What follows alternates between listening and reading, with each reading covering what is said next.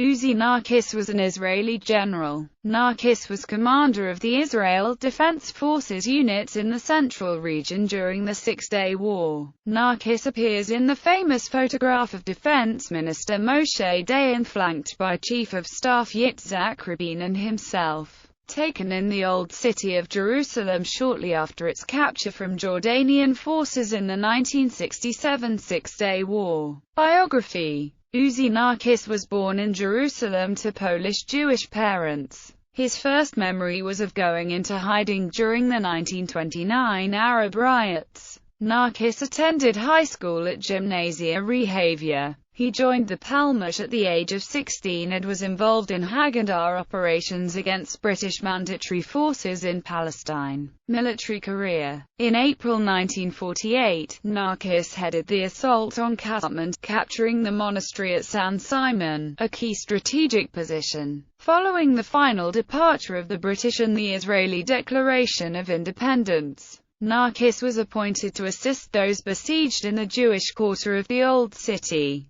Narkiss units succeeded in penetrating Zion Gate, bringing in supplies and evacuating the wounded from those under siege. When military reinforcements failed to appear, however, Narkiss ordered his men to retreat, with the Old City falling to Jordanian forces shortly thereafter. Narkiss spent several years in France during the formative years of Israel, seconded to study at the École de Guerre and later in the capacity of Israeli military attaché, having been awarded the Legion d'honneur by the French government. Narkiss returned to Israel to continue his military career and in 1965 became the first director of the Israel National Defense College.